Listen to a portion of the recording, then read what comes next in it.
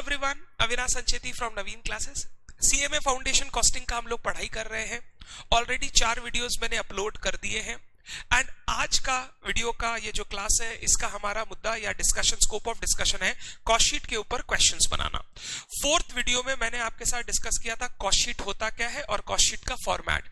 आज इस वीडियो में हम लोग इंस्टीट्यूट मैथ से कॉस्ट शीट के सारे क्वेश्चंस बनाएंगे। डन है बेसिक एकदम बात। अब अगर किसी ने लास्ट वीडियो नहीं देखा तो पहले वो देखना, फिर इस पे आना। डन है बात। और सब्सक्राइब करके रखो चैनल, ताकि बार बार तुमको बोलना ना पड़े, वीडियोस आ चुके हैं तुम खुद जाके देख पाओ। ठीक है, before I go into questions, let us revise एक बार कॉस्ट शीट का जो हमने फॉर्मेट पढ़ा था और उसके बाद हम लोग स्टार्ट करते हैं आज कॉस्ट शीट के क्वेश्चंस। बहुत मजा आएगा आपको, बहुत सिंपल, बहुत इजी। और मैंने आपको बोला था एग्जाम में 8 मार्क का practical question, 2 multiple choice question, यानी 10 मार्क कॉस्ट शीट से आएगा 20 में से। तो 10 मार्क अगर कॉस्ट शीट से आएगा तो ये अच्छे से आपको प्रिपेयर करना है। तो स्टार्ट करूं बात। सबसे पहले हमने स्टार्ट किया कि अगर मेरे को किसी प्रोडक्ट, ऑर्डर, जॉब का कॉस्ट कैलकुलेट करना है तो मैं कॉस्ट शीट बनाकर उस प्रोडक्ट, ऑर्डर या जॉब का कॉस्ट कैलकुलेट कर सकता हूं। It is nothing but a statement of cost of a particular product, order और जॉब। ठीक है, ये जो हम लोग कॉस्ट शीट बनाते हैं, उससे बनाने से पहले हमेशा एलिमेंट्स ऑफ कॉस्ट को समझना है। कोई भी प्रोडक्ट को बनाने के लिए, जॉब को एग्जीक्यूट करने के लिए 3 टाइप के खर्चे लग सकते हैं। एक मटेरियल, दूसरा लेबर, तीसरा expenses. Material 2 type, direct indirect. Labour 2 type, direct indirect. Expenses 2 type, direct indirect.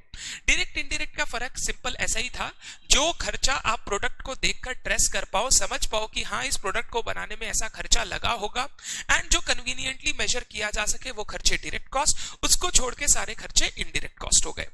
Direct cost को अगर आप सबको सम टोटल कर लो तो हो जाता है प्राइम कॉस्ट, और इनडायरेक्ट कॉस्ट को नाम दिया गया ओवरहेड। इनडायरेक्ट कॉस्ट या ओवरहेड्स में कई टाइप के ओवरहेड्स हो सकते हैं, प्रोडक्शन, फिर सेलिंग, डिस्ट्रीब्यूशन, ऑफिस एडमिनिस्ट्रेशन, अलग अलग टाइप के ओवरहेड्स हो सकते हैं। ये हमने डिस्कस किया था। फिर हमने कॉस्ट शीट का फॉर्मेट स्टार्ट किया, जहां मैंने सबसे पहले बोला सबसे पहले हमेशा आएगा प्राइम कॉस्ट या डायरेक्ट कॉस्ट, जो most important elements of cost होते हैं। डायरेक्ट कॉस्ट में आएगा raw material consume plus direct labour plus direct expenses. Raw material consumed हम लोग कैसे कैलकुलेट करेंगे? Opening stock of raw material plus purchase of raw material minus closing stock of raw material. Purchase calculate करते समय हमेशा या लिखते समय हमेशा ध्यान रखना, अगर कोई परचेज रिटर्न हुआ है तो वो हमेशा माइनस कर देना, नेट कर देना। ये बेसिक तुमको आइडिया है। कोई कैरेज इनवर्ड वगैरह परचेज से रिलेटेड कॉस्ट लगा है तो तुम चाहो तो परचेज की कॉस्ट से ऐड कर सकते हो या डायरेक्ट एक्सपेंसेस के अंदर भी ले सकते हो, कोई दिक्कत नहीं है उस बात पे। ठीक है, तीनों कॉस्ट को ऐड करते ही आ गया प्राइम कॉस्ट या डायरेक्ट कॉस्ट। इसके बाद हम लोग ऐड करते हैं फैक्ट्री ओवरहेड या वर्क्स ओवरहेड। इसका अलग अलग नाम है, production overhead, manufacturing overhead, works overhead, factory overhead. Factory में लगे हुए इनडायरेक्ट खर्चे हम ऐड करेंगे तो आ जाएगा हमारा ग्रॉस फैक्ट्री कॉस्ट या gross works cost. Add opening WIP less closing WIP, हमारा आ जाएगा नेट वर्क्स कॉस्ट या नेट फैक्ट्री कॉस्ट। इसके बाद हम लोग ऐड करते हैं office administration overhead. Office administration overhead मतलब ऑफिस में लगा हुआ खर्चा जो मेरे को बिजनेस चलाने के लिए इंपॉर्टेंट है, गुड्स बना के बेचने के लिए इंपॉर्टेंट है। मैंने आपको बोला था फाउंडेशन लेवल पे मैं सारे ऑफिस एडमिनिस्ट्रेटिव कॉस्ट ऐड करवा रहा हूं, बट इंटर लेवल पे जब कॉस्ट अकाउंटिंग स्टैंडर्ड्स के हिसाब से सीखोगे तो वही ऑफिस एडमिनिस्ट्रेशन कॉस्ट आएंगे जो प्रोडक्शन से रिलेटेड है। सारे ऑफिस एडमिनिस्ट्रेशन कॉस्ट आपको इंक्लूड नहीं करवाया जाएगा इंटर लेवल पे। इसको ऐड करने से आ जाएगा cost of production. Add opening stock of finish goods less closing stock of finish goods, आ गया cost of goods sold. Add करो सेलिंग डिस्ट्रीब्यूशन एक्सपेंसेस, आ गया कॉस्ट ऑफ सेल्स। इसके बाद ऐड करो प्रॉफिट, आ गया सेल्स। अगर सेल्स दिया हुआ है तो कॉस्ट ऑफ सेल्स से कंपेयर कर लो, डिफरेंस आ जाएगा प्रॉफिट। आप जानते हो profit is equal to sales minus cost of sales. Sir हमने तो सुना था sales minus cost of goods sold, वो ग्रॉस प्रॉफिट था। अकाउंट्स में वो ग्रॉस प्रॉफिट, नेट प्रॉफिट का झमेला होता है, यहां वो सब झमेला नहीं है। तो sales minus cost of sales will give you the profit for the particular product, job या ऑर्डर। पर यूनिट कॉस्ट अगर कैलकुलेट करना है तो हमने सीखा था कॉस्ट ऑफ प्रोडक्शन तक हमेशा पर यूनिट कॉस्ट के लिए जब हम लोग यूनिट्स कंसीडर करेंगे, per unit is nothing, total cost divided by number of units. Cost of production तक हम लोग हमेशा कंसीडर करेंगे नंबर ऑफ यूनिट्स प्रोड्यूस्ड, और उसके बाद जब सेल्स का बात आएगा तो हम लोग यूनिट्स कंसीडर करेंगे नंबर ऑफ यूनिट्स सोल्ड, क्योंकि प्रोडक्शन कॉस्ट हमेशा लगेगा जितना यूनिट्स आपने बनाया, सेलिंग का खर्चा लगेगा जितना यूनिट्स आपने बेचा, तो उसके हिसाब से हम लोग पर यूनिट कॉस्ट हमेशा कैलकुलेट करेंगे। सम्स बनाएंगे तो आपको ये चीज प्रैक्टिकली समझ में आ जाएगा। स्टार्ट करें, आप एकदम बेसिक क्लियर हो गया, स्टार्ट करें। चलिए क्वेश्चन नंबर 1 देखते हैं। पेज 260 पे हूं, इंस्टीट्यूट का मटेरियल का पेज नंबर 260, इलस्ट्रेशन नंबर 1। मेरे साथ साथ रीड करेंगे, सुन लीजिए। रीड करो मेरे साथ, क्वेश्चन समझो मेरे साथ, फिर क्वेश्चन को पॉज कर दो, वीडियो को पॉज कर दो, खुद से फटाफट आंसर कैलकुलेट करो और मेरे साथ रिकंसाइल करो। मेरा वेट नहीं करना है कि जो भैया अविनाश भैया बुक में लिख दे रहे एक बार हम भी वो लिख देंगे, बाद में इसको पढ़ लेंगे, ये नहीं करना है। पढ़ते पढ़ते सीखते जाओ, बनाते जाओ, प्रैक्टिस करते जाओ, रिवाइज करते जाओ। बार बार एक ही चीज को पढ़ने का जरूरत नहीं होता। Cost sheet is a very very very important and but very easy thing. तो आपको बार बार बार बार एक ही चीज को रिवाइज करने की जरूरत नहीं है। जब भी मैं क्वेश्चन पढ़ता हूं मेरे साथ रहो, जैसे मेरा क्वेश्चन पढ़ना खत्म हुआ पॉज करो, मेरा आंसर मैं कर रहा हूं, आप अपना आंसर करके मेरे साथ रिकंसाइल कर लेना। डन है बात? पढ़ता हूं। From the following information find out purchases. बोल रहा है परचेज कैलकुलेट करो, परचेज का वैल्यू कैलकुलेट करो। रॉ मटेरियल कंज्यूम दे दिया 26,500, क्लोजिंग स्टॉक ओपनिंग स्टॉक दे दिया 4,500 और 3,000। ये क्लोजिंग स्टॉक ओपनिंग स्टॉक किसका दिया होगा सर? अगर पहला रॉ मटेरियल कंज्यूम्ड है तो ओपनिंग क्लोजिंग भी रॉ मटेरियल का होगा, तो परचेज भी किसका निकालना है? रॉ मटेरियल का निकालना है। ठीक है, तो आपको दे दिया raw material consumed, opening stock, closing stock और बोला परचेज कैलकुलेट करो। मेरे साथ एक बात बताना, फॉर्मूला क्या था रॉ मटेरियल कंज्यूम्ड का? सर एकदम बेसिक फॉर्मूला आपने हम लोगों को सिखाया, raw material consumed equal to opening stock of raw material plus purchase of raw material minus closing stock of raw material. एकदम बेसिक फॉर्मूला है सर। अब इस क्वेश्चन में आपको देखो क्या क्या दे दिया। आपको रॉ मटेरियल कंज्यूम दे दिया, ओपनिंग स्टॉक दे दिया, क्लोजिंग स्टॉक दे दिया, और पता है क्या चाहता है वो तुमसे? वो तुमसे चाहता है तुम उसको परचेजेस कैलकुलेट करके दो। क्या आप ये काम कर पाएंगे?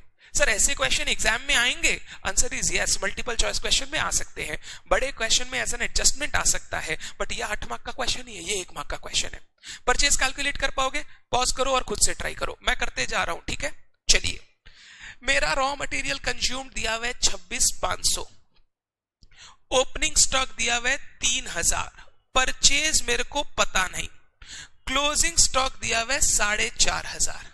तो अगर मैं परचेज कैलकुलेट करना चाहूं तो 26,500 प्लस 4,500 वो ऑपोजिट साइड में आ जाएगा, माइनस 3,000। तो 26 4 3 30 1 31 माइनस 3 28,000 इज माई आंसर।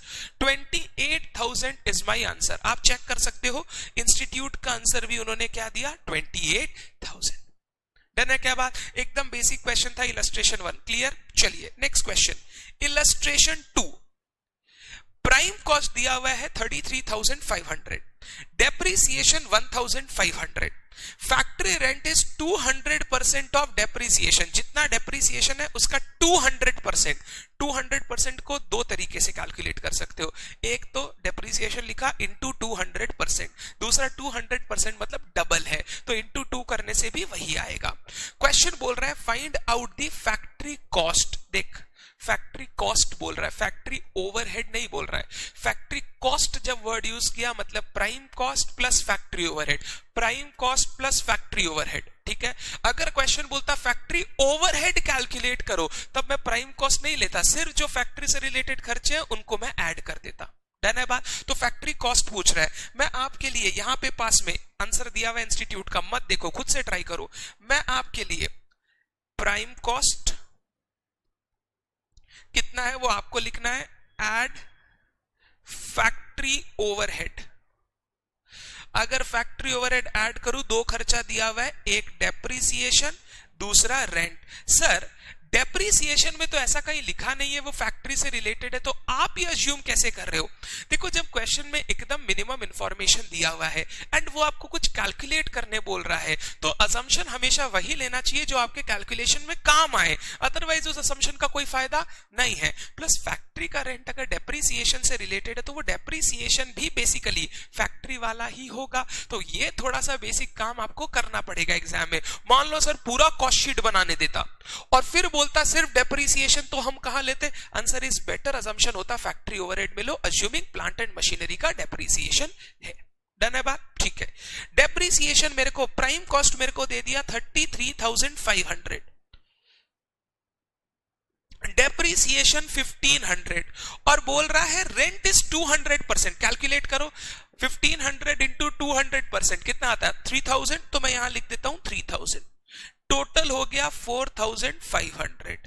अब प्राइम कॉस्ट हो गया, फैक्ट्री ओवरहेड हो गया, तो दोनों को ऐड कर दो, आ गया फैक्ट्री कॉस्ट, आ गया factory factory cost 38,000, factory cost आ गया 38,000। डन। ये भी 1 मार्क का क्वेश्चन है, बड़े क्वेश्चन में एज एन एडजस्टमेंट आ सकता है। क्लियर है सर? पास में आंसर दिया हुआ, आप इतना मेहनत क्यों कर रहे हो? मैं इतना मेहनत इसलिए कर रहा हूं ताकि तुम सीख सको। सर फॉर्मेट वगैरह कुछ नहीं, पर्टिकुलर अमाउंट एकदम बेसिक। और एमसीक्यू में ऐसे भी फॉर्मेट नहीं बनाना, तुमको सिर्फ कैलकुलेट करके टिक करना है। तो अभी मैं तुमको सिखा रहा हूं, फॉर्मेट पे जोर नहीं है, अंडरस्टैंडिंग पे जोर है। आगे क्वेश्चन नंबर 3, इलस्ट्रेशन 3।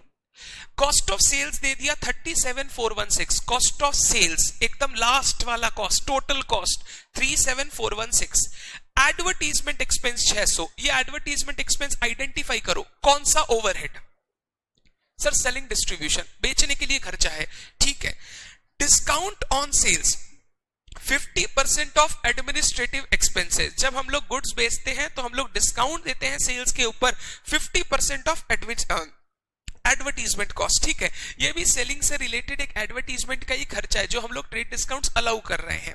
2 काम कर सकते हो, या तो सेल से डिडक्ट कर दो या फिर कॉस्ट के अंदर इंक्लूड कर लो। Find out cost of good sold, मेरे को बोल रहा है cost of good sold calculate करके। तो अब ध्यान से, कॉस्ट ऑफ सेल्स दिया हुआ है, 2 सेलिंग से रिलेटेड खर्चे दिए हुए, बोला कॉस्ट ऑफ गुड सोल्ड निकालो। ध्यान से, अगर मैं यहां इक्वेशन लिखूं, equation cost of good sold add selling distribution overhead, तो मेरा निकल के आता है कॉस्ट ऑफ सेल्स। पहले बताओ आप ये बात मानते हो? मेरा निकल के आता है कॉस्ट ऑफ सेल्स। डन है, एकदम बेसिक बात। मेरे को कॉस्ट ऑफ सेल्स दे दिया 37,416, 37,416। सेलिंग ओवरहेड में 2 item, advertisement 600, discount on sales 300। Normally discount allowed वगैरह हम लोग नहीं लेते, ये डिस्काउंट ऑन सेल्स बोल रहा है। ये पर्टिकुलरली बोल रहा है गुड्स बेचने के लिए हमने कुछ लोगों को अट्रैक्ट करने के लिए कुछ डिस्काउंट दिया। 2 तरीका, सेल से माइनस कर सकते हो या फिर यहां पे एज अ खर्चा दिखा दिया। ये आ गया 900। मेरे को क्वेश्चन बोल रहा है कैलकुलेट करो कॉस्ट ऑफ गुड सोल्ड। क्या आप कर पाओगे? Cost of good sold plus selling overhead is cost of sales. तो अगर कॉस्ट ऑफ सेल्स से कॉस्ट ऑफ गुड सोल्ड निकालना है तो cost of sales minus selling overhead कर दूं। अगर माइनस करोगे तो बताओ आंसर क्या आएगा? 36,516। ये मेरा बैलेंसिंग फिगर आंसर आ गया, 36,516। तो देखो ये सब क्वेश्चन आपको हमेशा हेल्प करेंगे। जो कॉस्ट शीट का फॉर्मेट है उसका मेन ब्रॉड हेड्स याद करने में। तो cost of good sold plus selling overhead is cost of sales. Selling overhead cost of sales दे दिया तो मैंने cost of good sold calculate कर लिया। इंस्टीट्यूट ने देखो कैसे किया, इंस्टीट्यूट ने इसी चीज को उल्टा लिख लिया, cost of sales less selling distribution overhead, आ गया cost of goods sold. Done है मेरा बात? आगे चलते हैं। Illustration number 4, factory cost is 3,95,000, 3,95,000। Find office and administrative overheads if overhead cost, office and administrative overhead cost, which is 7.315% of factory cost। बोल रहा है फैक्ट्री कॉस्ट दे दिया, बोला ऑफिस एडमिनिस्ट्रेशन कॉस्ट निकालो। अगर वो फैक्ट्री कॉस्ट का 7.315% है, मजाक कर रहा है। तुमको फैक्ट्री कॉस्ट दिया हुआ है, चुपचाप इससे मल्टीप्लाई कर दो 7.315%, you'll get your answer। तो answer 7.315% of 3,95,000, you get 28,894। Done है बात? आगे चलते हैं। Illustration number 5, gross factory cost, gross factory cost 58,000, net factory cost 54,000। Gross और नेट फैक्ट्री कॉस्ट का डिफरेंस क्या होता है? सर WIP का ओपनिंग स्टॉक और क्लोजिंग स्टॉक का adjustment. Opening stock of WIP 8,000, find closing stock of WIP। बहुत अच्छा क्वेश्चन है, 1 मार्क के लिए तो कभी भी MCQ में आ जाएगा। एक बार लिखता हूं इक्वेशन आपके सामने, gross factory cost plus opening stock of WIP minus closing stock of WIP gives you net factory cost, gives you net factory cost। यहां तक ठीक है? ग्रॉस फैक्ट्री कॉस्ट का अमाउंट कितना दिया हुआ है? 58,000। ओपनिंग स्टॉक दिया हुआ है 8,000, क्लोजिंग स्टॉक पता नहीं, नेट फैक्ट्री कॉस्ट 54,000। क्या आप कैलकुलेट कर पाएंगे? सर 58 + 8 66 और 54 है तो माइनस कर दूं, नेट 12,000 आ जाएगा। Net factory closing stock of WIP, तो ये बैलेंसिंग फिगर निकल गया 12,000 रुपए। कुछ नहीं, 58 प्लस 8 66 माइनस 54 कर दिया तो डिफरेंस आ गया क्लोजिंग स्टॉक ऑफ WIP कितना, 12,000। चेक कर लो, यही काम किया है। Net factory cost equal to gross factory cost plus opening minus closing WIP, ये यहां इंफॉर्मेशन बैठाया, आंसर आ गया 12,000। ठीक है, बात आगे चलते हैं। टुकड़ा टुकड़ा लर्न होना चाहिए आपको, लर्न होगा तभी बड़ा क्वेश्चन बनेगा। आगे illustration 6, prime cost 41,000, direct labour consist of skilled labour 6,000, unskilled labour 2,000। Skilled labour मतलब जिन्हें स्किल टैलेंट है, जिनका नॉलेज है उस प्रोडक्ट पर्टिकुलर प्रोडक्ट से रिलेटेड।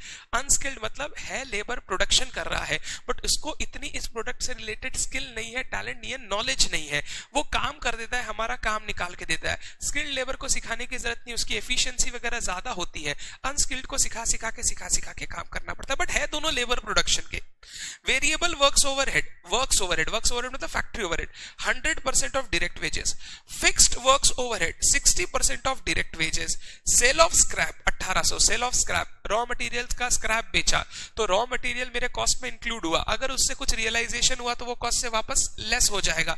मैन्युफैक्चरिंग अकाउंट में भी सिखाया था। फाइंड वर्क्स कॉस्ट, मेरे को बोल रहा है वर्क्स कॉस्ट कैलकुलेट करके दो। स्टार्ट करूं ध्यान से। वर्क्स कॉस्ट का तरीका क्या था, prime cost plus factory overhead minus cell of scrap वगैरह कर दूं तो मेरा वर्क्स कॉस्ट निकल जाएगा। Sir opening WIP closing WIP दिया हुआ नहीं है ना, तो वो ग्रॉस नेट का झंझट नहीं करना है। Prime cost plus factory overhead minus cell of scrap मेरा निकल जाएगा वर्क्स ओवरहेड। तो मैं लिखता हूं आराम से, prime cost plus factory overhead. Prime cost का वैल्यू बताओ 41,000, फैक्ट्री ओवरहेड में बताओ क्या क्या लूं। सर प्राइम देखो, डायरेक्ट लेबर सर अलग से नहीं लेना, क्यों लेंगे आप डायरेक्ट लेबर? डायरेक्ट लेबर तो प्राइम कॉस्ट के अंदर ऑलरेडी आ चुका है, तो वापस उसका कॉस्ट नहीं लेना, वो ऐसे ही इंफॉर्मेशन है। Variable works overhead, okay, variable cost 100% of direct wages. Direct wages 8,000 का 100% 8,000 का 100% आ गया 8,000। फिक्स्ड वर्क्स ओवरहेड, दोनों ही वर्क्स ओवरहेड है, फैक्ट्री ओवरहेड है, बस वेरिएबल फिक्स अलग अलग करके दिया है। सर वेरिएबल क्या होता है, फिक्स क्या होता है, बाद में समझाऊंगा, अभी इसका दिमाग मत लगाओ। मान लो दो नाम दिया हुआ है आपको, 50% ऑफ डायरेक्ट वेजेस, तो 8,000 का 50% 4,000 डन। अगर मैं एक बार ऐड करूं 45,853 less sale of scrap, raw material का स्क्रैप हमने सेल किया 1,800, अगर ये लेस कर दूं तो मेरा वर्क्स कॉस्ट आ जाएगा, फाइनली वर्क्स कॉस्ट आ जाएगा 51,200। ये आ गया works cost 51,200। Prime cost plus factory overhead minus cell of scrap जो हमने सीखा था बाई प्रोडक्ट का नेट रियलाइजेबल वैल्यू, वो किया तो मेरा वर्क्स कॉस्ट निकल गया 51,200। चेक कर लो यहां पे शायद, ओके ये 60% है, सॉरी ये 60% है, तो मैं यहां चेंज कर देता हूं 8,000 का, एक सेकेंड, 8,000 का 60% तो ये हो जाएगा 4,800। 49,53,800 माइनस करूं तो आ जाएगा 52, सॉरी मेरे तरफ से गलती हो गया, 50% ले लिया था मैंने जबकि 60% दिया हुआ था, तो कुछ नहीं है, खाली एक परसेंटेज का चेंज है। आपने पक्का राइट किया होगा, पॉज कर करके करना है आपको, डन है, मेरा देख देख के नहीं लिखना है। आगे चलता हूं, illustration number 7। From the following information, prepare a statement showing expenses which you would disregard in estimating cost. Disregard मतलब ignore. ऐसे खर्चे का एक स्टेटमेंट बनाओ जो आप कॉस्ट कैलकुलेट करते समय यानी कॉस्ट शीट बनाते समय इग्नोर कर देंगे। मैंने आपको सिखाया था कुछ कुछ खर्चे कॉस्ट शीट में नहीं लेंगे आप। पर्सनल एक्सपेंसेस, इनकम टैक्स का खर्चा, एप्रोप्रिएशन जैसे डिविडेंड बांटना, जनरल रिजर्व में ट्रांसफर करना, रिजर्व्स में ट्रांसफर करना वगैरह। उसके बाद bad debts, discount allowed, finance related खर्चे, ये सारे कभी भी, कैपिटल लॉसेस, कैपिटल एक्सपेंडिचर, ये कभी भी आपको इंक्लूड नहीं करना है जब आप कॉस्ट शीट बनाओगे। तो क्वेश्चन बोल रहा है तुमको ये बताना है कि कौन कौन से खर्चे हमको इग्नोर करने हैं, डिसरिगार्ड करने हैं while calculating our cost, disregard करने हैं। Rent rates insurance of office 2500, ये rent rate of office office administration का पार्ट है, इसको डिसरिगार्ड नहीं करेंगे तो ये नहीं होगा, ये मेरे को कॉस्ट शीट में लेना होगा, डिसरिगार्ड नहीं कर सकता। बैड डेट 200 रुपया, ये बैड डेट मेरा कॉस्ट नहीं है, सेल्स करने के बाद का काम है, तो ये डिसरिगार्ड, इग्नोर कर दूंगा मैं इसको। डिस्काउंट अलाउड 300, ये भी सेल्स करने के बाद जब पैसा मिलता है तब, हटा दो इसको भी, इग्नोर। फिर बैंक चार्जेस 100 रुपया, ये ऑफिस एडमिनिस्ट्रेटिव कॉस्ट में हम लोग ले लेते हैं, ठीक है। डोनेशन 150 रुपया, ये डोनेशन वॉल्यूंटरी खर्चा है, गुड्स को बनाने का खर्चा नहीं है, तो इसको भी मैं डिसरिगार्ड कर दूंगा। 3 खर्चे डिसरिगार्ड कर दूंगा, बैड डेट, डिस्काउंट अलाउड और डोनेशन। आप चेक कर सकते हो, कुछ नहीं है, पर्टिकुलर अमाउंट 3 खर्चा लिख के टोटल कर दिया। डन है बात, बहुत इंपॉर्टेंट है, इस पर एक मल्टीपल चॉइस क्वेश्चन हर टर्म में आता है।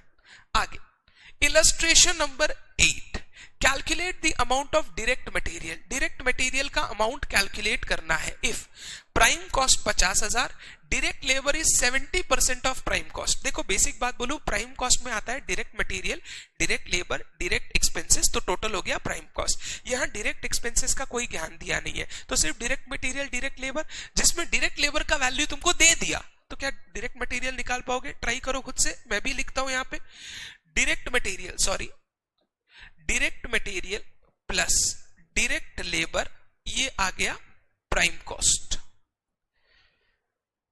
प्राइम कॉस्ट का मेरे को वैल्यू दे दिया 50,000 और डायरेक्ट लेबर बोल रहा है 70% ऑफ प्राइम कॉस्ट, तो इसका 70% आ गया 35,000। 50,000 का 70% डायरेक्ट लेबर।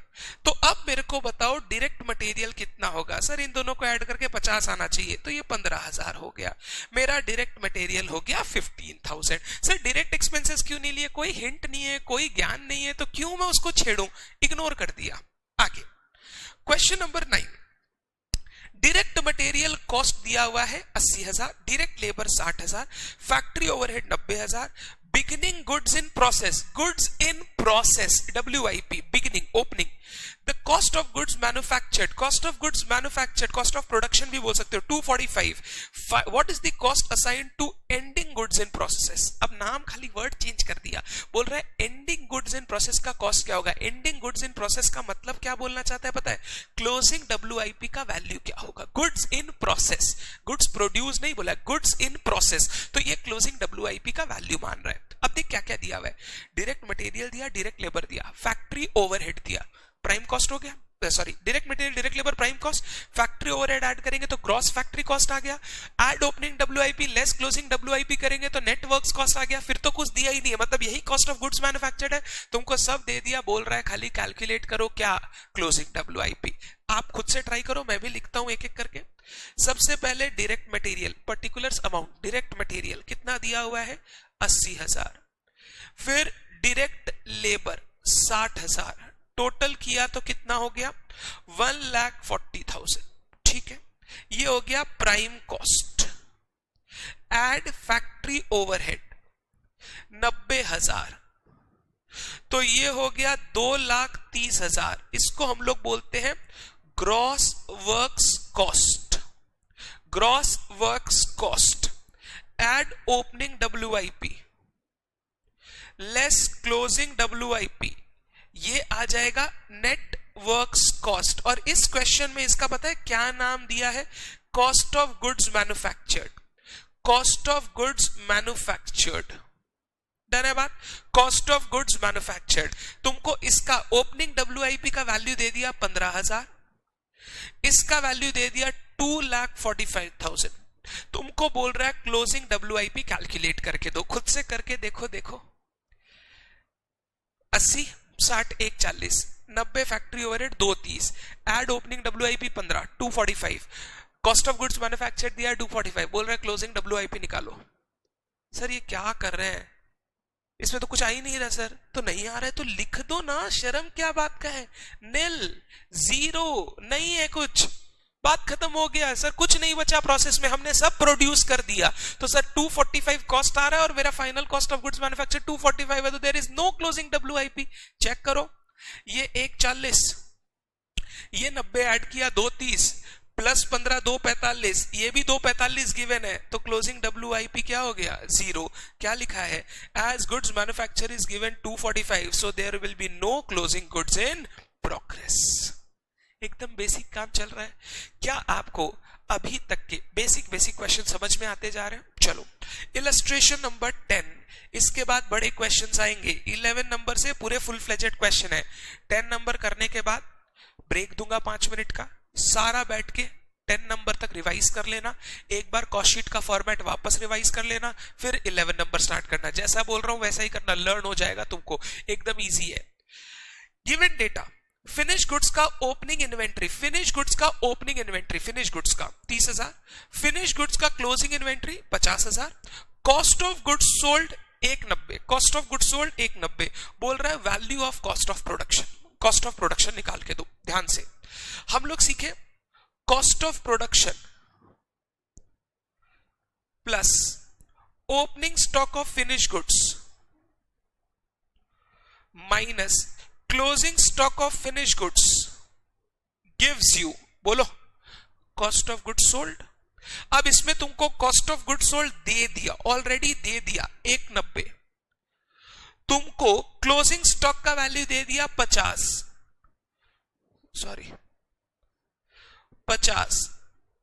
तुमको ओपनिंग स्टॉक का वैल्यू दे दिया 30 और बोल रहा है कॉस्ट ऑफ प्रोडक्शन कैलकुलेट करो, कॉस्ट ऑफ प्रोडक्शन कैलकुलेट करो। कर पाएंगे? एक मार्क का क्वेश्चन एग्जाम में आएगा। तो 190 प्लस 50 240 माइनस 30 210, कभी भी निकालो। मैथ्स में अगर तुम कमजोर हो हमेशा वापस रिकैलकुलेट कर लेना। 2,10,000 प्लस 30,000 240 माइनस 50 190, रिकंसाइल हो गया, मतलब सही है। तो 190 प्लस 50 माइनस 30, आपका आंसर आ जाएगा 2,10,000। डन है क्या सर? आप जैसे कॉस्ट शीट पढ़ाए वैसे लिखा रहे हो, इंस्टीट्यूट सर उल्टा कर दे रहा है, कॉस्ट ऑफ गुड्स सोल्ड लेके less add closing stock less opening stock. Sir हमको कौन सा करना चाहिए? ये भी कर सकते हो, ये भी कर सकते हो, बस मेरा वाला जब करो बैलेंसिंग फिगर वर्ड पास में लिखना, जो भी चेक करेगा समझ में आ जाएगा उसको। और ये मल्टीपल चॉइस क्वेश्चन है तो ये सब लिखने का जरूरत ही नहीं पड़ेगा, बस कॉन्सेप्ट होना चाहिए तुमको। डन है बात? दोनों ही चलता है, दोनों में ही कोई दिक्कत नहीं है। अच्छे से 5 मिनट का ब्रेक लो, ठीक है। उसके बाद हम लोग इलस्ट्रेशन नंबर 11, इलस्ट्रेशन नंबर 12, दो बड़े क्वेश्चन जो दिए हुए हैं उनको कंप्लीट करेंगे, फिर मैं आपको कुछ होमवर्क दूंगा जो आपको करने का है। डन है बात? चलिए 5 मिनट का ब्रेक लेके सारा कुछ रिवाइज कीजिए और कॉस्ट शीट का फॉर्मेट भी एक बार पढ़ लीजिए। तो चलिए, आपने क्वेश्चन 10 तक रिवाइज कर लिया होगा, आपने कॉस्ट शीट का फॉर्मेट एक बार वापस देख लिया होगा। अब हम लोग चलते हैं फुल फ्लेजेड कॉस्ट शीट बनाने के क्वेश्चन में। हमारे पास question number 11, question number 12, question number 13, 3 question है जो करने हैं, फिर एक्सरसाइज के क्वेश्चन है। स्टार्ट करते हैं एकदम शांति से, ध्यान से, बिल्कुल सिंपल है, बिल्कुल इजी है, बस क्वेश्चन ध्यान से पढ़ना, वो तुमसे क्या मांग रहा है उसके हिसाब से हम लोग पूरा कॉस्ट शीट बनाकर देंगे। डन? चलिए, फॉर कन्वीनियंस क्वेश्चन नंबर 11 मैंने अपने कॉपी में पेस्ट कर लिया है। इलस्ट्रेशन 11 पढ़ते हैं। बोल रहा है prepare a statement of cost, prepare a statement of cost यानी cost sheet from the following data to show material consumed, ये दिखाना है आपको, prime cost, factory cost, cost of goods sold and profit. बोल रहा है आप एक कॉस्ट शीट बनाओ जहां पर material consumed, prime cost, factory cost, cost of goods sold ये सब दिखना चाहिए। तो नॉर्मली वो यही बोल रहा है, कॉस्ट शीट प्रिपेयर करो। डेटा देखो, ओपनिंग और closing 1115 31 12 15, raw material, work in progress, finish goods, ठीक है। Purchase during the year 9 lakh, wages paid 5 lakh, factory overhead 2 lakh, administrative overhead 50,000, selling distribution overhead 30,000 और सेल्स दिया हुआ है 2 लाख, 20 लाख। क्वेश्चन आपको बोल रहा है कॉस्ट शीट प्रिपेयर करके दो। स्टार्ट करें, बिल्कुल सिंपल है। पहला क्वेश्चन मेरे साथ फॉर्मेट के साथ अच्छे से कर लो, सेकंड क्वेश्चन से आप पॉज करके खुद ट्राई करोगे, मेरे साथ रिकंसाइल करोगे। डन? चलिए, सबसे पहले कॉस्ट शीट बनाना है हमको, स्टेटमेंट ऑफ कॉस्ट, आप इसको कॉस्ट शीट भी हेडिंग दे सकते हो। Statement of cost, particulars, amount rupees. Sir यहां पे हम लोगों को पर यूनिट कैलकुलेट करना है क्या? आंसर इस क्वेश्चन ने तो बोला ही नहीं है। क्वेश्चन ने नंबर ऑफ यूनिट्स के बारे में भी कोई जिक्र नहीं किया है। ये सब ओपनिंग स्टॉक, क्लोजिंग स्टॉक सब अमाउंट में दिया हुआ है, तो आपको वो सब कुछ करने का जरूरत नहीं है, सिर्फ आपको कॉस्ट कैलकुलेट करना है। ठीक है, स्टार्ट करते हैं। सबसे पहले बताओ क्या आएगा? Direct material consumed. Direct material consumed, आप इसको रॉ मटेरियल कंज्यूम्ड भी लिख सकते हो।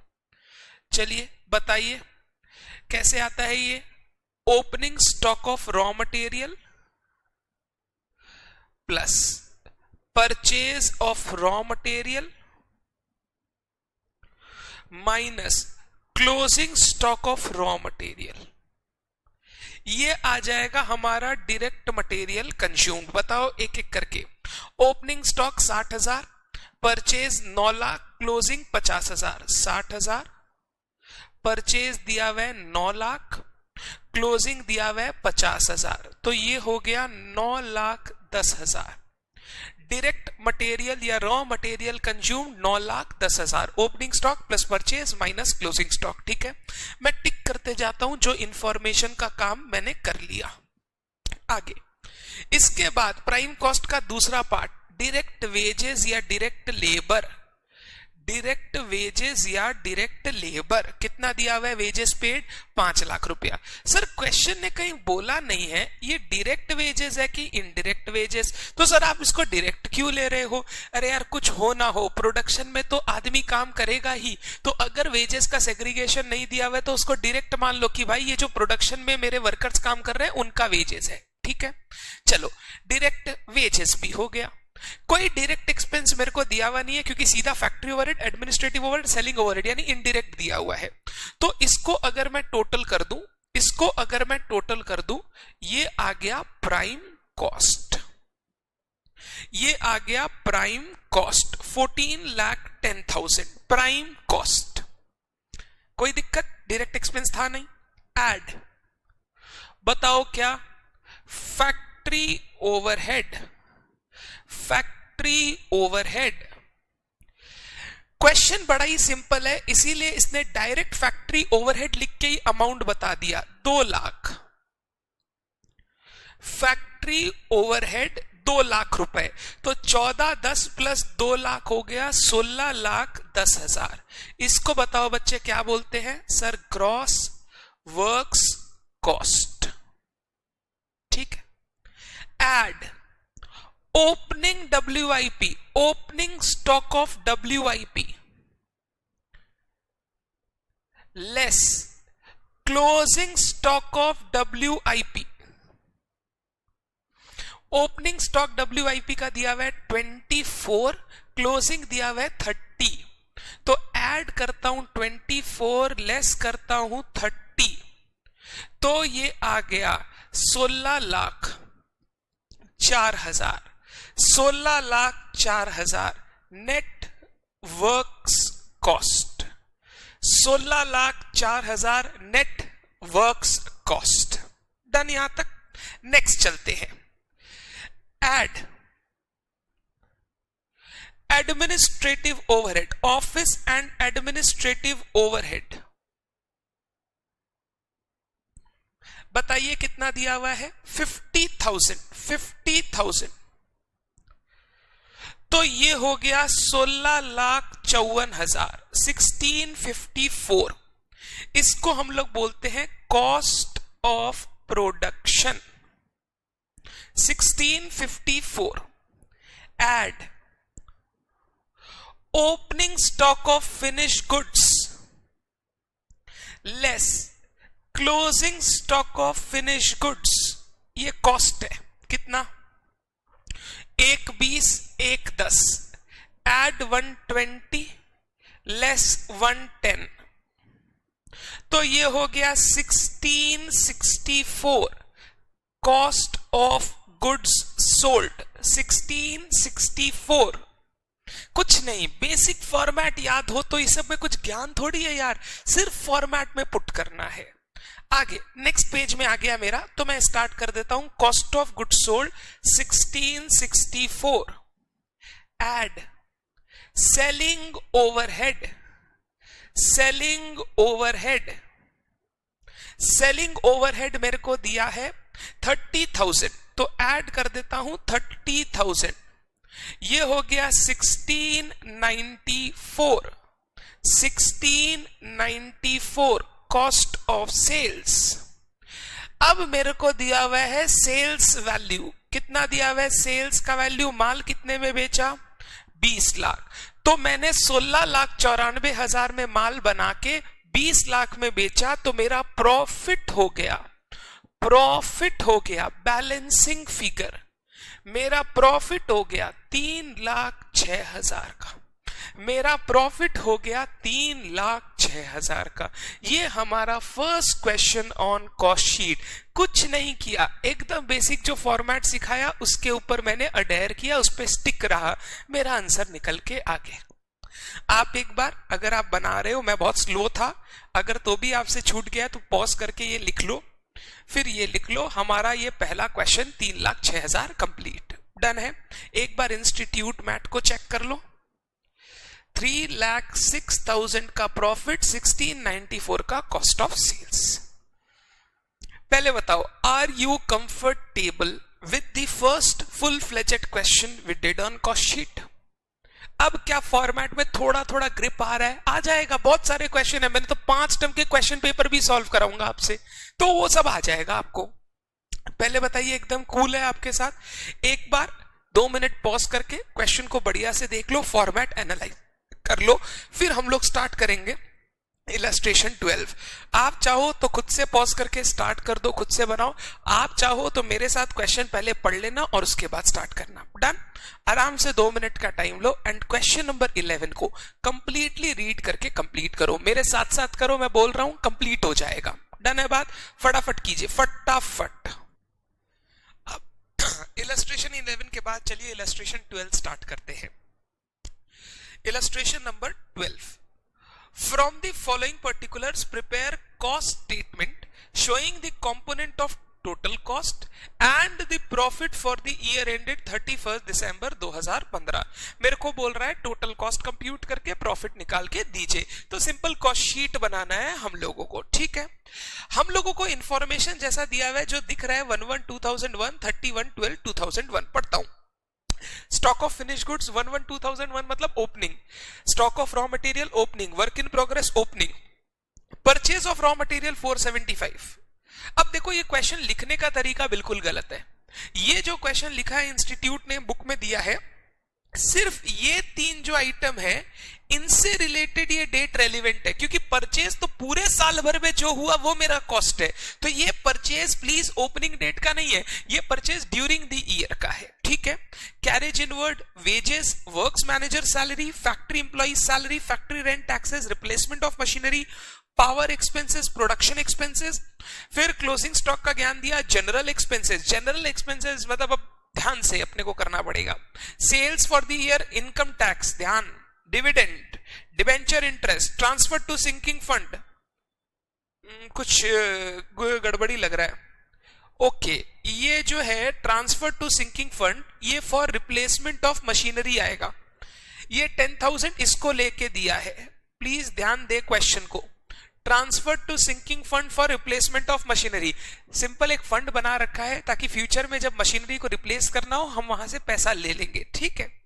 Goodwill return of, payment of sales tax, selling expenses 9250, sales tax का अमाउंट नहीं दिया हुआ है, थोड़ा सा क्वेश्चन में थोड़ा सा गंदगी है, एक बार सेल्स टैक्स का अमाउंट मान लो मैं ऐसे ही ले लेता हूं, एक बार आंसर में देख लेता हूं कुछ अगर दिया है, वैसे सेल्स टैक्स आएगा, एक सेकेंड, ये रहा सेल्स टैक्स, यहां पे कोई काम का नहीं है, क्यों नहीं है, क्योंकि sales tax is a part of tax, ठीक है।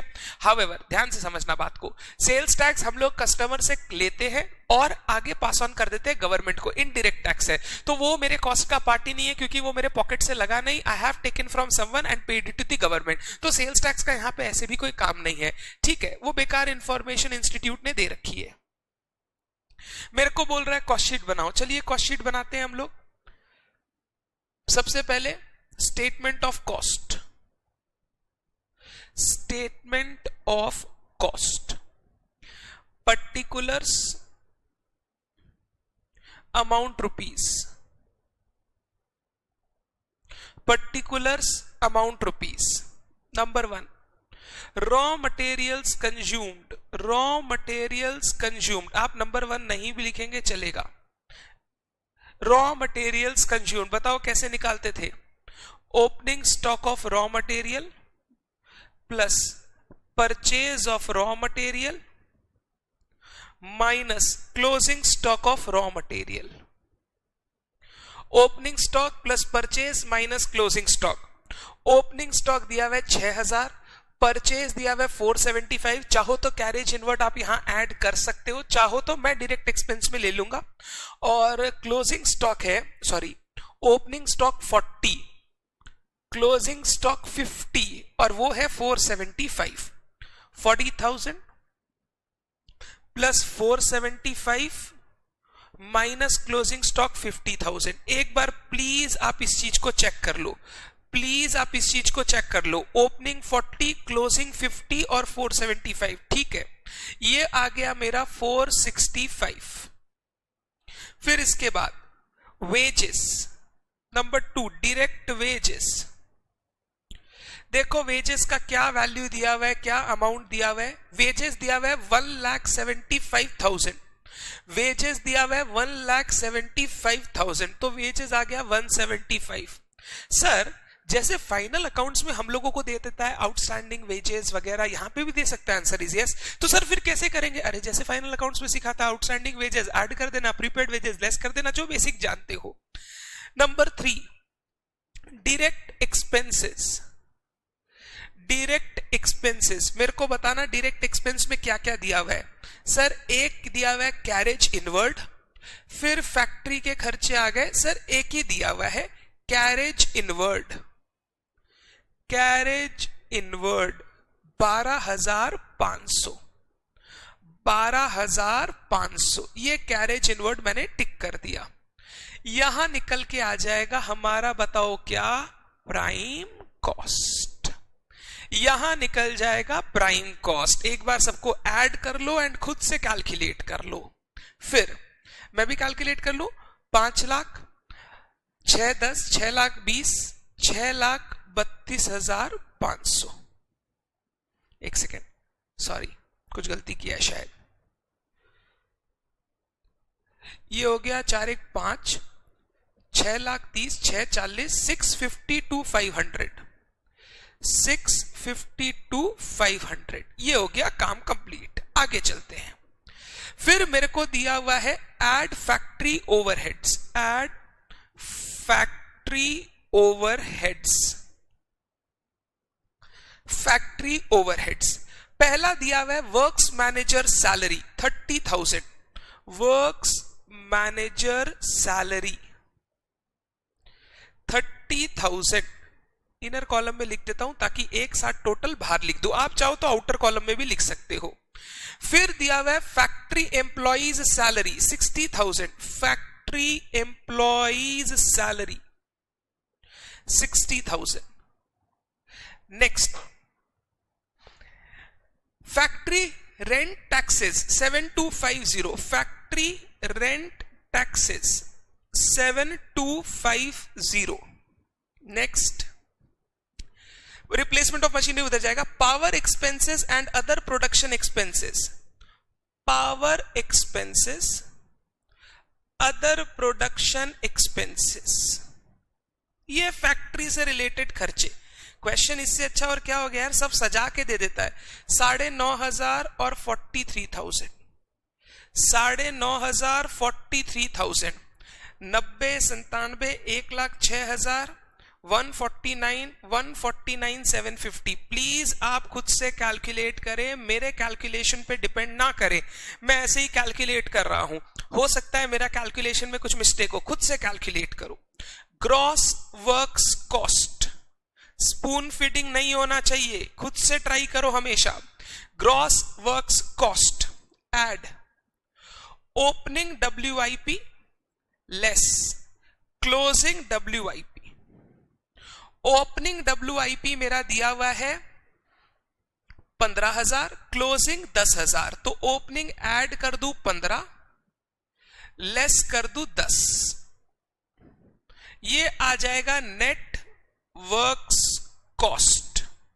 Net works cost add office expenses, office and admin expenses. चलो देखते हैं क्या दिया हुआ है।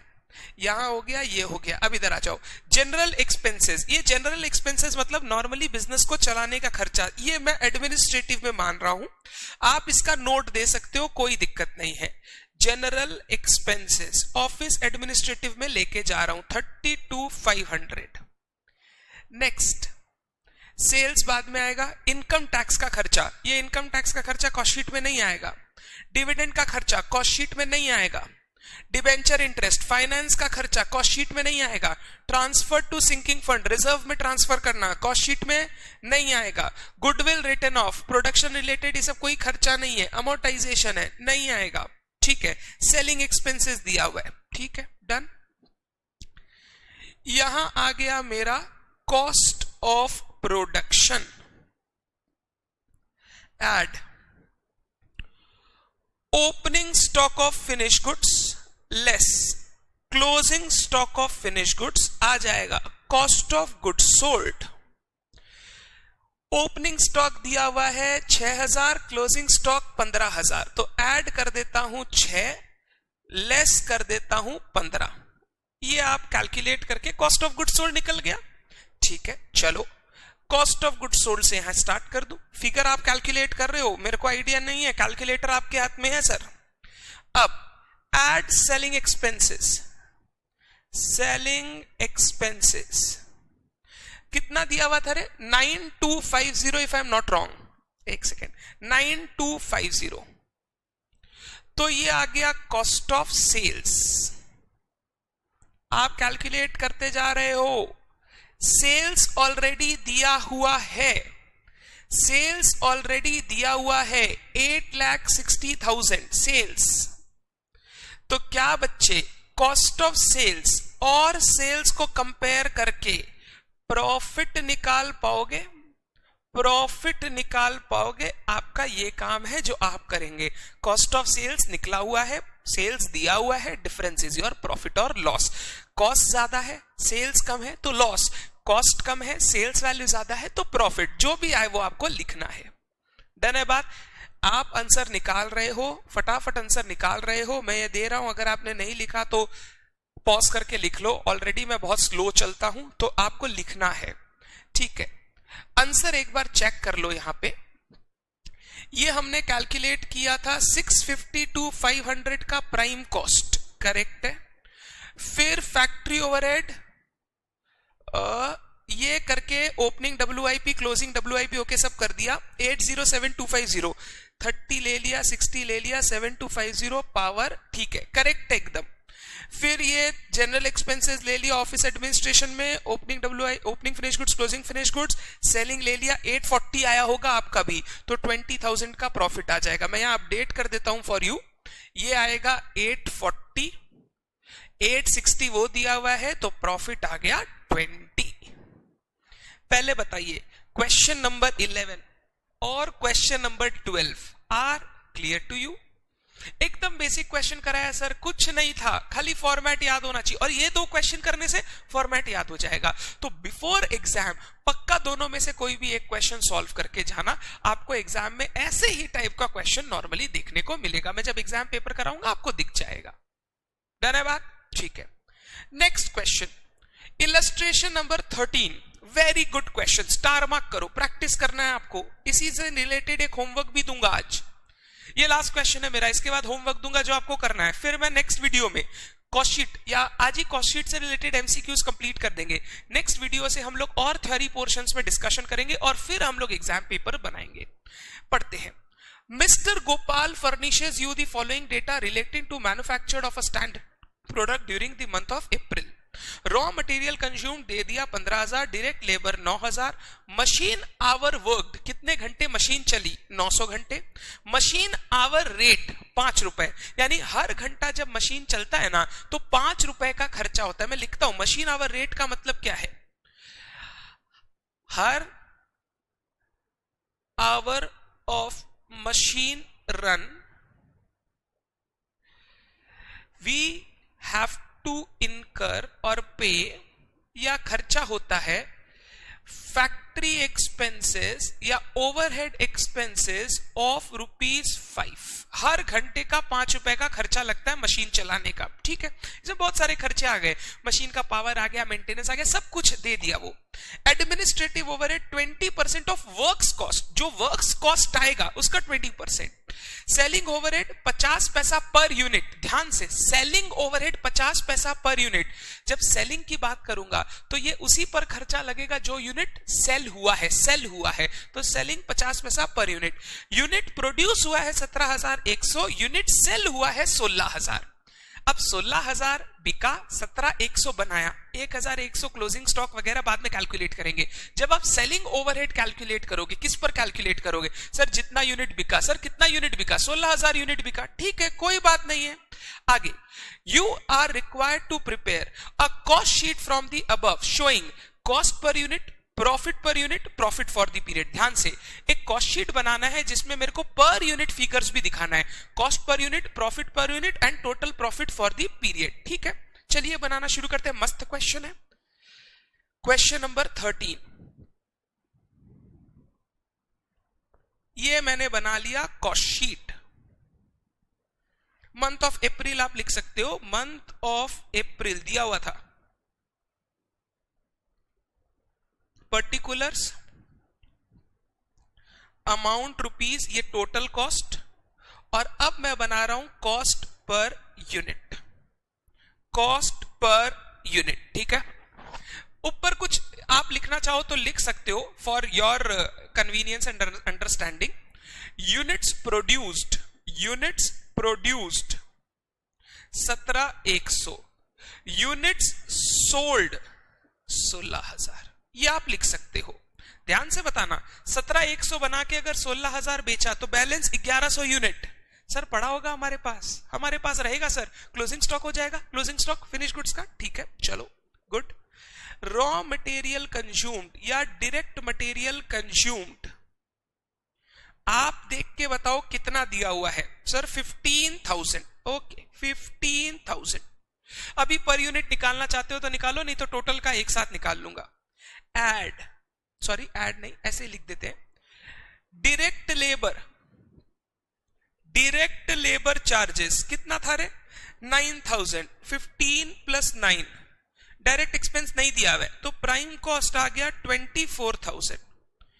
Prime cost 24,000। अगर आप पर यूनिट कैलकुलेट करना चाहते हो, हर वाइज एक इंडिविजुअल वाइज आप कर सकते हो, मेरे को दिक्कत नहीं है। मैं टोटल वाइज करने के लिए हूं, क्योंकि आप जितना करना चाहोगे एक ही काम करना है, डिवाइडेड बाई जितना यूनिट प्रोड्यूस हुआ।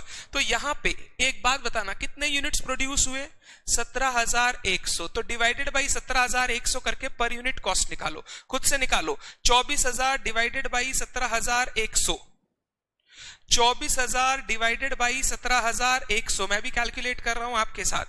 24,000 डिवाइडेड बाई 17,100, 1.4035, मैं 4 डेसिमल तक ले रहा हूं, ठीक है। आगे, ऐड फैक्ट्री ओवरहेड्स, फैक्ट्री में कितना खर्चा लगा।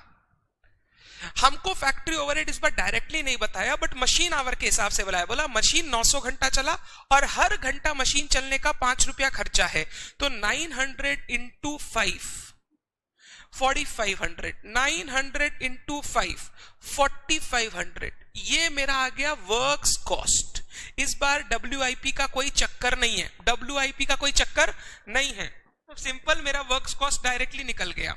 अब divided by 17,100, 28,500 divided by 17,100, please total मत कर देना तुम। ये 1 पॉइंट आया 6,667। अब इसके अंदर ये ऑलरेडी इंक्लूडेड है, क्योंकि वर्क्स कॉस्ट तो उसको ऐड करके ही आया है, तो मैं खाली टोटल कॉस्ट बताते जा रहा हूं कि प्राइम कॉस्ट कितना लगा per unit, works cost total मिला के कितना लगा पर यूनिट, ठीक है। आगे, add administration overhead, admin overhead बोलो एडमिन ओवरहेड कितना लगा? सर 20% ऑफ वर्क्स कॉस्ट, कोई बात नहीं, 20% ऑफ 28,500। कैलकुलेट करो, कैलकुलेट करो खुद से। 5,700 प्लस 28,500, ये आ गया 34,200। Cost of production, cost of production divided by 17,100। मेरे को बताओ कितना आया? 34,200 divided by 17,100, ₹2 per unit, ₹2 per unit. Her unit बनाने पे ₹2 का खर्चा लगता है, कॉस्ट ऑफ प्रोडक्शन। डन हो गया बात? आगे अब इसके बाद बताना क्या करते थे? Sir add opening stock of finish goods less closing stock of finish goods. Opening stock के बारे में कोई ज्ञान नहीं दिया हुआ है, बट क्लोजिंग स्टॉक के बारे में एक हिंट दिया हुआ है कि हमने सर 17,100 गुड्स बनाया, 17,100 यूनिट्स, 16,000 बेच दिया, तो मेरे को ध्यान से बताना बचा कितना होगा? Sir 1,100 units. Very very very important, star mark दे रहा हूं। Closing stock of finish goods, मेरे को ना ध्यान से अमाउंट चाहिए, अमाउंट, यूनिट नहीं चाहिए मेरे को, कॉस्ट चाहिए। Stock is valued at cost. Sir 1100 units है, और सर अभी आपने कॉस्ट ऑफ प्रोडक्शन खुद ही कैलकुलेट किया ₹2 करके, ₹2 करके कॉस्ट ऑफ प्रोडक्शन। तो 1100 यूनिट्स, ₹2 करके कॉस्ट ऑफ प्रोडक्शन, मतलब हो गया 2200।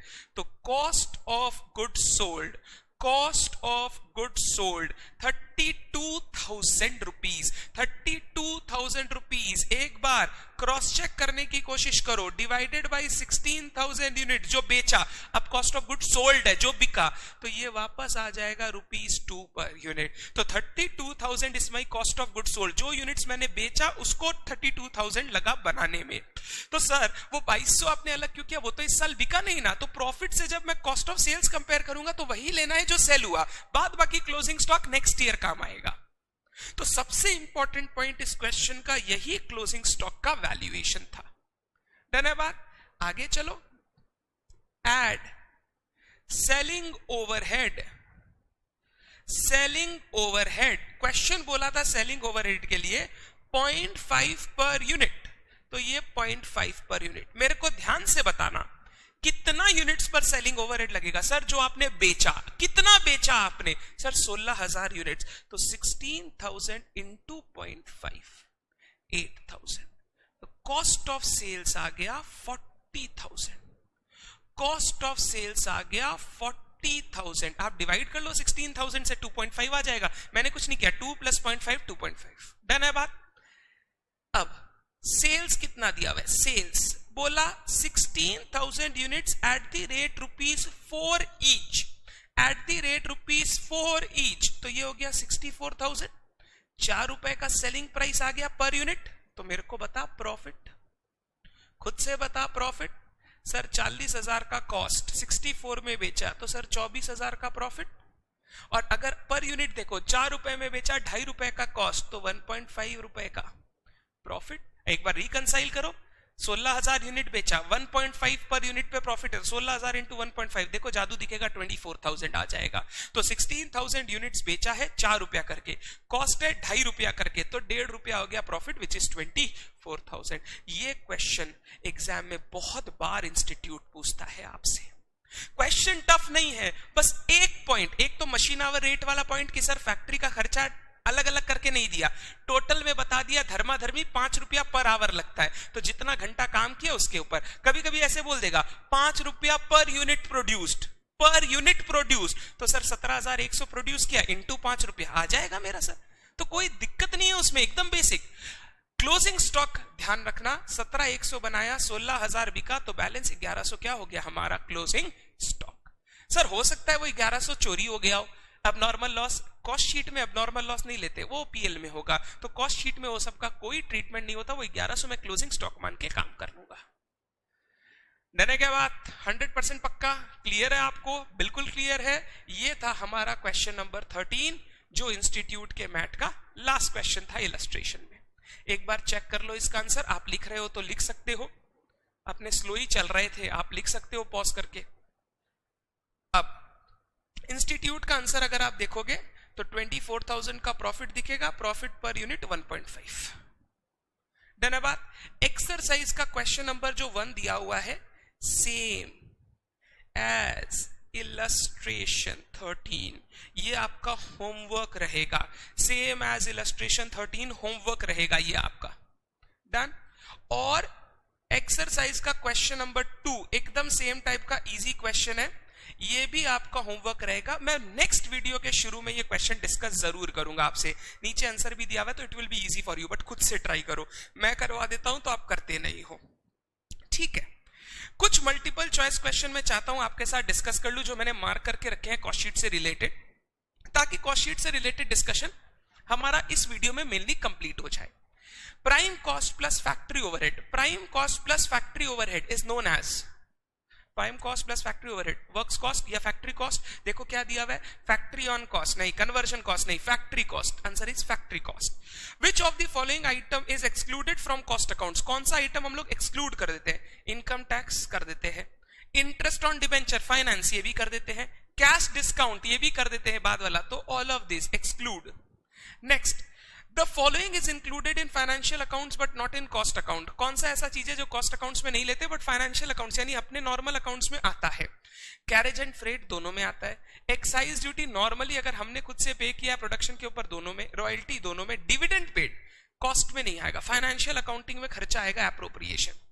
Advertisement are treated as, advertisement का खर्चा सेलिंग ओवरहेड, चेक करो सेलिंग ओवरहेड दिया है क्या? सेलिंग ओवरहेड, ठीक है। नेक्स्ट, प्राइम कॉस्ट में भी correctly termed as, prime cost क्या होता है सर? सारे डायरेक्ट खर्चों का total, direct material, direct labour, direct expenses. देखो क्या दिया हुआ है, the sum of direct material and labour cost will with all other cost excluded, नहीं, the total of all cost item which are directly charge to product units. Answer is this is true. B, the cost incurred in producing a finished goods, no, the sum of large cost there in production cost, no, ठीक है। Direct expenses are also known as, direct expenses का नाम बताया था chargeable expenses. Answer is C, chargeable. Indirect material cost is a part of, indirect material cost overhead, कौन सा overhead? Production overhead, factory overhead. Answer B. Which of the following is a part of both prime cost and conversion cost? Sir conversion cost क्या होता है? Material को, raw material को finish goods में convert करने के लिए जो खर्चा लगता है उसको बोलते हैं कन्वर्जन कॉस्ट। इसमें लेबर का खर्चा और एक्सपेंसेस, अगर तुम लेबर और एक्सपेंसेस को टोटल कर दोगे तो उसको कन्वर्जन कॉस्ट बोलते हैं। वो रॉ मटेरियल को फिनिश गुड्स में कन्वर्ट करने के लिए काम में आ रहा है। बोल रहा है which is a part of prime cost and conversion cost, दोनों का पार्ट है। पहला डायरेक्ट मटेरियल नहीं, ये प्राइम कॉस्ट का पार्ट है बट कन्वर्जन का पार्ट नहीं है। कन्वर्जन में लेबर एक्सपेंसेस आता है, इनडायरेक्ट लेबर प्राइम का पार्ट नहीं है, इनडायरेक्ट मटेरियल प्राइम का पार्ट नहीं है, डायरेक्ट लेबर प्राइम और उसका दोनों का पार्ट है। Statement showing breakup of cost is known as a cost sheet.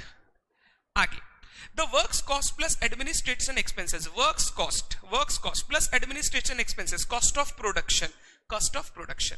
Director remuneration and expenses, director का रेम्यूनरेशन, हमारे ऑफिस में जो काम कर रहे हैं डायरेक्टर्स, मैनेज कर रहे हैं बिजनेस को, office administration expenses, B. Next, interest on own capital, interest on own capital हम लोग कॉस्ट शीट में नहीं लेते हैं, मैं सिखाऊंगा बाद में, इसको नोशनल कॉस्ट बोलते हैं, बाद में सिखाऊंगा, छोड़ दो इसको, ठीक है। Next 11 number, cost sheet, the total of all direct expenses known as prime cost, answer भी दिया हुआ है। फिर aggregate of indirect material, indirect labour, indirect expenses together, सारा इनडायरेक्ट कॉस्ट को क्या बोलते हैं? ओवरहेड्स। फैक्ट्री ओवरहेड और also known as works overhead, manufacturing overhead, production overhead, कुछ भी लिख देना, ठीक है। आगे, chargeable expenses are an example of direct expenses या direct cost. Next, any expenditure over and above prime cost, direct cost के ऊपर जो भी खर्चा लगता है, इनडायरेक्ट कॉस्ट, ओवरहेड्स, ध्यान से, इसको ध्यान से, प्राइम कॉस्ट के ऊपर जो खर्चा लगता है, प्राइम में सारा डायरेक्ट आ गया तो इनडायरेक्ट या overheads. Wages of a delivery van driver, delivery van मतलब जो हमारे कस्टमर्स को गुड्स डिलीवर करता है, डिलीवरी वैन हमारे कस्टमर्स को गुड्स डिलीवर करता है जब हम उसे गुड्स बेचते हैं, तो ये है डिस्ट्रीब्यूशन ओवरहेड। आपने नाम सुना होगा सेलिंग एंड डिस्ट्रीब्यूशन। सेलिंग मतलब बेचने के लिए क्या क्या, डिस्ट्रीब्यूशन मतलब बेचने के बाद प्रोडक्ट को डिस्ट्रीब्यूट करने के लिए क्या खर्चा हुआ, तो ये है डिस्ट्रीब्यूशन ओवरहेड। डन है बात, ठीक है। इसके बाद ट्रू फॉल्स में, cash discounted is excluded from cost sheet, true. Finance expenses are included in cost sheet, finance expense का नाम लिख लो, interest, not included, false. Discount to customer comes under distribution cost, discount to customer हम लोग नहीं लेते हैं इसको, ये नॉर्मली सेलिंग का पार्ट, अगर ट्रेड डिस्काउंट है सेलिंग का पार्ट है, ठीक है।